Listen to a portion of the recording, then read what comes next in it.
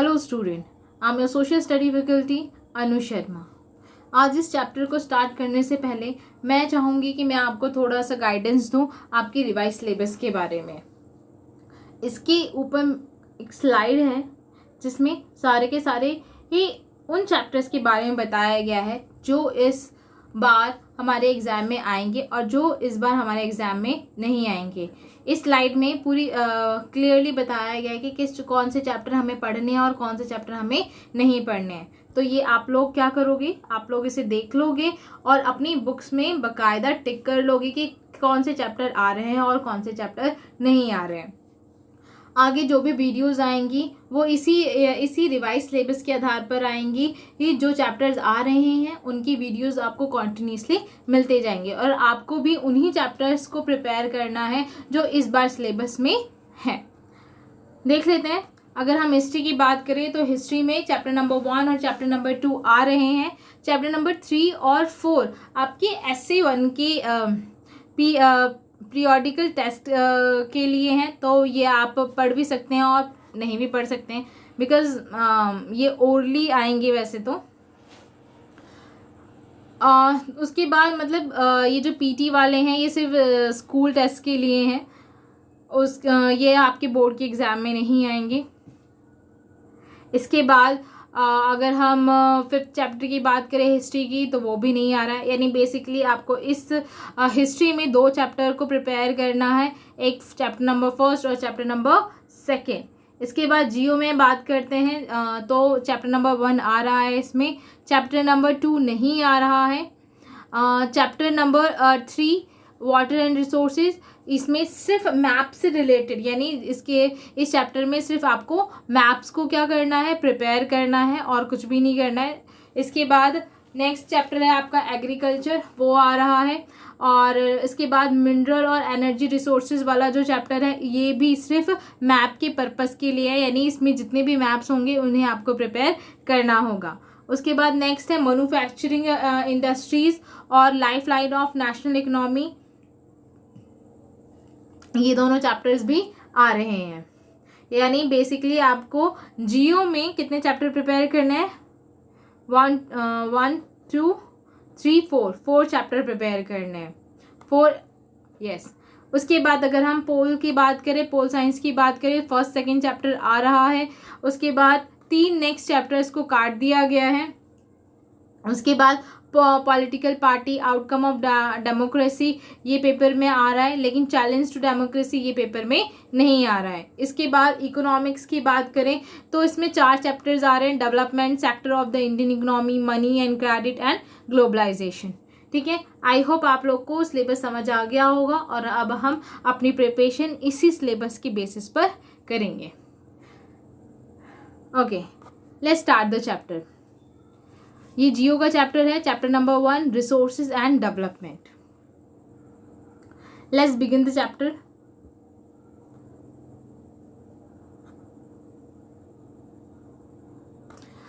Everything available in our environment which can be used to satisfy our need, provided it is technologically accessible, economically feasible and culturally acceptable, can be termed as resources। इसमें कहा गया कि कोई भी ऐसी वस्तु, कोई भी ऐसी चीज़ जो हमें कोई भी ऐसी चीज़ प्रकृति द्वारा जो हमें दी जा रही है कोई भी ऐसी चीज़ जो हमारे आवश्यकताओं की क्या कर दे, पूर्ति कर दे, उसे हम क्या कहते हैं, रिसोर्सेज कहते हैं। यहाँ पर आपको एक डायग्राम भी दिखाया गया है कि जो ह्यूमन है वो किस तरीके से रिसोर्सेज है उसे यूज़ करता है, या फिर ये भी बोल सकते हैं कि जो ह्यूमन है वो कितना इंटरडिपेंडेंट है इसके बीच में। जो ह्यूमन है वो नेचर, टेक्नोलॉजी और इंस्टीट्यूशन के ऊपर किस तरीके से इंटरडिपेंडेंट है, ये फिगर बताता है। आप यहाँ पे देख सकते हैं कि जो इन्वायरमेंट है, जो फिजिकल इन्वायरमेंट है, यानी जो नेचर है, वो हमें सिर्फ क्या देती है, रॉ मटेरियल देती है। उसके बाद हम क्या करते हैं, टेक्नोलॉजी का यूज़ करके और इंस्टीट्यूशन का यूज़ करके हम उसे किस में चेंज कर देते हैं, रिसोर्सेज में चेंज कर देते हैं। तो इस तरीके से जो रिसोर्सेज हैं, रिसोर्सेज और ह्यूमन, टेक्नोलॉजी और इंस्टीट्यूशन, ये इस तरीके से क्या है, इंटरकनेक्टेड है।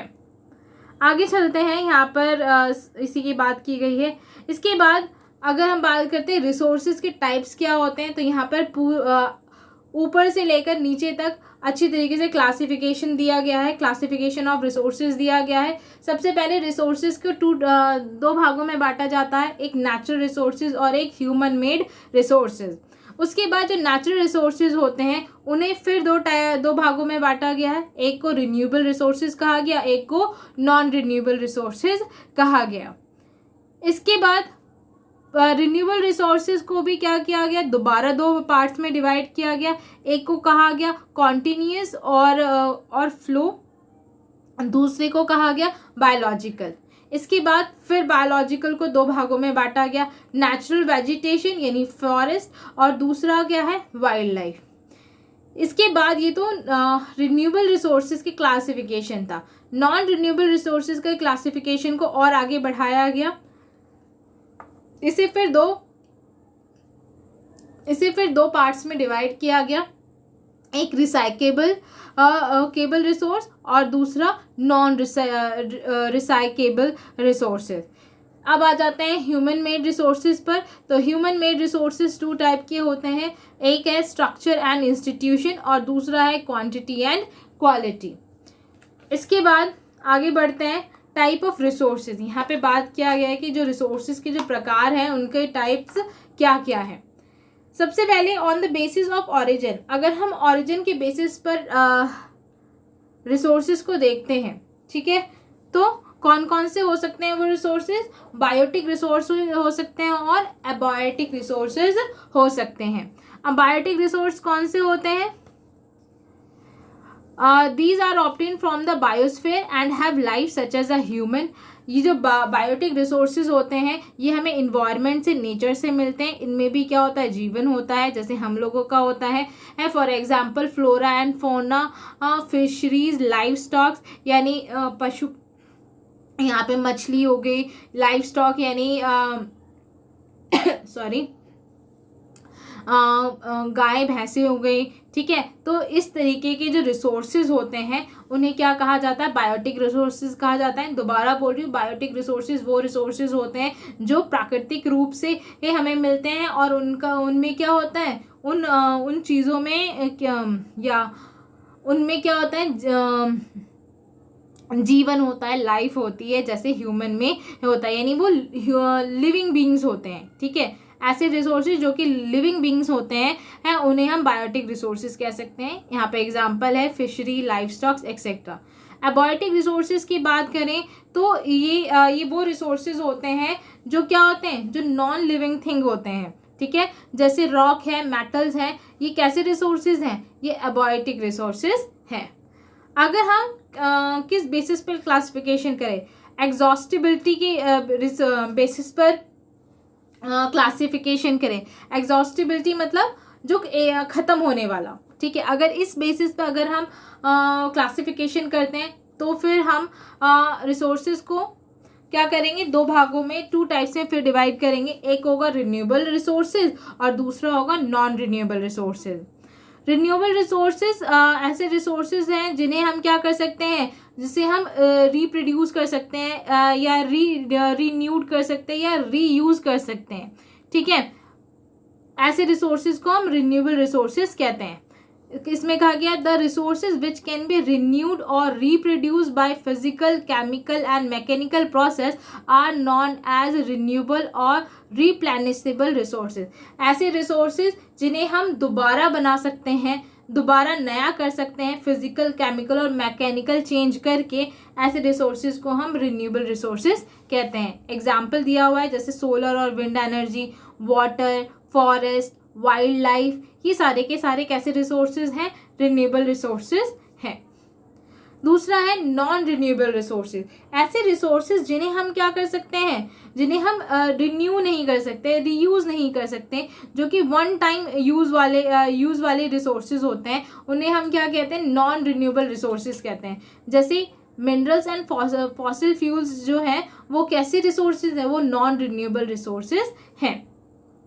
यानी अगर वो एक बार ख़त्म हो गए तो वो ख़त्म हो जाएंगे, हम उन्हें दोबारा क्या नहीं कर सकते, डेवलप नहीं कर सकते या प्रोड्यूस नहीं कर सकते। पेट्रोलियम और कोल भी क्या है, नॉन रिन्यूएबल रिसोर्सेज के एग्जाम्पल हैं। अगर हम ऑनरशिप की बेसिस पर रिसोर्सेज को डिवाइड करते हैं तो इसके कुछ पार्ट्स बनते हैं, इसके कुछ टाइप्स होते हैं। जैसे कौन कौन से टाइप होंगे, इंडिविजुअल रिसोर्सेज होगा, कम्युनिटी ओन रिसोर्सेज होंगे, नेशनल रिसोर्स होगा और इंटरनेशनल रिसोर्सेज होंगे। ठीक है, अगर हम अब इंडिविजुअल रिसोर्सेज क्या होते हैं, इंडिविजुअल रिसोर्सेज वो रिसोर्सेज होते हैं कि कोई पर्टिकुलर बंदा या कोई इंडिविजुअल पर्सन जो है वो किसी चीज़ को क्या कर लेता है, खरीद लेता है, तो वो उसका क्या हो गया, इंडिविजुअल रिसोर्स हो गया। जैसे एक फार्मर ने क्या खरीद लिया, अपने लिए ज़मीन खरीद ली, ठीक है, तो वो जो ज़मीन है उसके लिए वो क्या होगा, इंडिविजुअल रिसोर्स होगा, उस पर उसी फार्मर का क्या होगा, एक अधिकार होगा, स्वामित्व होगा, ऑनरशिप होगा। ठीक है, तो वो जो लैंड है वो उसके लिए क्या हो गई, इंडिविजुअल रिसोर्सेज हो गई। इसमें कहा भी गया है there are also owned privately by individual. ये जो इंडिविजुअल रिसोर्सेज हैं ये किसी पर्टिकुलर इंडिविजुअल द्वारा क्या किए जाते हैं, खरीद लिए जाते हैं। ऐसे रिसोर्सेज को इंडिविजुअल रिसोर्सेज कहा जाता है। नेक्स्ट है कम्युनिटी ओन रिसोर्सेज। तो ये वो रिसोर्सेज होते हैं जो एक कम्युनिटी के मेंबर द्वारा क्या कर लिया जाता है, खरीद लिया जाता है या अधिकार में ले लिया जाता है। ऐसे रिसोर्सेज को कम्युनिटी ओन रिसोर्सेज कहा जाता है। जैसे गाँव में कॉमन होता है ब्यूरल ग्राउंड यानी शमशान भूमि, या ग्रेजिंग ग्राउंड यानी ऐसी ज़मीन जहाँ पर हर मवेशियों को चरने के लिए छोड़ दिया जाता है, या फिर चौपाल हो गए। ये ऐसी जगहें होती हैं जिन्हें क्या कहा जाता है, कम्युनिटी ऑन रिसोर्सेज कहा जाता है। पब्लिक पार्क हो गए, पिकनिक स्पॉट्स हो गए, प्ले ग्राउंड हो गए अर्बन एरिया में, ये सारे के सारे एग्जाम्पल हैं किसके, कम्युनिटी ऑन रिसोर्सेज के। अगर हम नेशनल रिसोर्सेज की बात करें तो जैसे कि नाम से पता चल रहा है वो रिसोर्सेज जो क्या है, वो जो नेशन से बिलोंग करते हैं, उन रिसोर्सेज को नेशनल रिसोर्सेज कहा जाता है। The country has legal power to acquire even private property for a public good. या इस नेशनल रिसोर्सेज में जो कंट्री होती है उसके पास लीगल पावर होता है कि वो किसी भी प्राइवेट प्रॉपर्टी को पब्लिक गुड्स के लिए क्या कर सकती है, यूज़ कर सकती है। फॉर एग्जांपल रोड्स हैं, कैनाल्स हैं, रेलवे है, इन सब का निर्माण जो किया गया है, कंस्ट्रक्शन किया गया है, तो ये सारे कैसे रिसोर्सेज हैं, ये नेशनल रिसोर्सेज हैं। इसके बाद बात करते हैं international resources. There are international institution which regulate some resources. कुछ ऐसे अंतर्राष्ट्रीय संगठन हैं जो कि क्या करते हैं, जो रिसोर्सेज को रेगुलेट करते हैं। The oceanic resources beyond 200 nautical miles of the exclusive economic zone belong to open ocean and no individual country can utilize without the concurrence of international institution। इसमें कहा गया कि एक एक्सक्लूसिव इकोनॉमिक जोन बनाया गया है जो कि 200 माइल्स का है, जिसका यूज़ जो है वो कंट्री करती है इकोनॉमी अपने ट्रेड को बढ़ाने के लिए, और जिसका यूज़ जो है वो इंटरनेशनल इंस्टीट्यूशन की मर्ज़ी के साथ ही किया जा सकता है। तो ये जो प्लेटफॉर्म जो इस इंस्टीट्यूशन ने दिया है व्यापार करने का, तो वो जो प्लेटफॉर्म है वो क्या कहलाएगा, इंटरनेशनल रिसोर्स कहलाएगा। नेक्स्ट है, अगर हम क्या करते हैं, एक मिनट, ओके, नेक्स्ट अगर हम रिसोर्सेज को क्या करते हैं, स्टेटस ऑफ डेवलपमेंट के आधार पर अगर हम उन्हें बांटते हैं तो भी हम क्या कर सकते हैं, उन्हें दो पार्ट्स में डिवाइड कर सकते हैं। एक तो पोटेंशियल रिसोर्सेज और दूसरा डेवलप्ड रिसोर्सेज। पोटेंशियल रिसोर्सेज क्या होते हैं, resources which are found in a region but not have been utilised. For example, western part of India, particularly Rajasthan and Gujarat, have the enormous potential for the development of wind and solar energy. Okay, potential and resources वो resources होती हैं जो किसी क्षेत्र में हमें मिल तो जाती हैं लेकिन लेकिन हम उसका आज तक प्रयोग नहीं कर पाते हैं। इन्होंने एग्जाम्पल दिया है राजस्थान और गुजरात का, जिनके पास बहुत ज़्यादा पोटेंशियल है सोलर एनर्जी और विंड एनर्जी के द्वारा इलेक्ट्रिसिटी प्रोड्यूस करने की, लेकिन अभी तक वो उस पोटेंशियल को हम यूज़ नहीं कर पाए हैं। उसके बाद है developed resources. Resources which are survived and their quality and quantity have developed of resource depend on technology and level of their feasibility. ऐसे resources जिनकी quality and quantity जो है डिटरमाइन फॉर यूटिलाइजेशन, जिनकी क्वालिटी और quantity को use determine किया जाता है यूटिलाइजेशन के लिए, यूज़ करने के लिए, लेकिन यूटिलाइजेशन करने के लिए डिटरमाइन किया जाता है। The development of resources depend on, लेकिन जो उनका डेवलपमेंट है वो टोटली डिपेंड होता है टेक्नोलॉजी पर और उनकी लेवल ऑफ फीसिबिलिटी पर डिपेंड करता है। यानी ऐसे रिसोर्सेज जिनकी क्वालिटी और क्वांटिटी को यूटिलाइज तो करना है, लेकिन उनका डेवलपमेंट जो है उन रिसोर्सेज का जो डेवलपमेंट है वो टोटली टेक्नोलॉजी पर डिपेंडेबल होता है। उसके बाद नेक्स्ट है stock. Material in the environment which have the potential to satisfy, okay. Stock material in the environment which have the potential to satisfy human need, but human beings do not have the appropriate technology to assess these are include among stock। कह रहे हैं कि ऐसे materials, environment के ऐसे material जिनमें potential होता है ह्यूमन नीड्स को पूरा करने का, लेकिन एप्रोप्रिएट टेक्नोलॉजी ना होने की वजह से उनका प्रयोग नहीं किया जाता है, ऐसी चीज़ों को क्या कहा जाता है? स्टॉक कहा जाता है। फॉर एग्जाम्पल वाटर बॉडीज, ठीक है। वाटर इज अ कंपोनेंट, इन्होंने एग्जाम्पल दिया, water is a component of two gases hydrogen. सबको पता है वाटर जो है उसमें दो गैसेस होती हैं, हाइड्रोजन और oxygen. Hydrogen can be used as a rich source of energy. Hydrogen को हम एक ऊर्जा का स्रोत मानते हैं, लेकिन हम उसे क्या नहीं कर सकते हैं technically advance, but we do not have advance technology. लेकिन हमारे पास कोई एडवांस टेक्नोलॉजी नहीं है जो कि वाटर में से हाइड्रोजन और ऑक्सीजन को अलग कर सके। इसीलिए ये कैसा कंसीडर किया जाता है? ये स्टॉक के रूप में कंसीडर किया जाता है। इसके बाद नेक्स्ट है reserve. As the subset of stock which can be put into use with the help of existing technical know how but their use has not been started. Reserve क्या होता है? जो स्टॉक, जितने भी स्टॉक होते हैं उसके सबसेट को क्या कहा जाता है? रिजर्व कहा जाता है। अब इसमें क्या होता है, हमें पता तो होता है कि हम इन स्टॉक्स का किस तरीके से प्रयोग कर सकते हैं, लेकिन हम उनका प्रयोग नहीं करते हैं, उन्हें ऐसी सबसेट बना के रखते हैं। तो ऐसी चीज़ों को क्या कहा जाता है? रिजर्व कहा जाता है। River water can be use for generating hydro electric power, but presently it is being utilise only to limited extent. इन्होंने कहा गया कि जो रिवर का पानी है उसे हम हाइड्रो इलेक्ट्रिसिटी के माध्यम से हम पावर को जनरेट कर सकते हैं, लेकिन हम उतनी लिमिट तक पावर को जनरेट नहीं कर रहे हैं जितने की ज़रूरत है। इसीलिए water in the dam, forest etcetera is a reserve. इसीलिए वाटर और डैम्स जो है और फॉरेस्ट जो है वो क्या है? हमारे लिए रिजर्व है, जो कि जिन्हें हम फ्यूचर में जिनका प्रयोग करेंगे। सो गाइज, आज के लिए बस इतना ही। Thank you.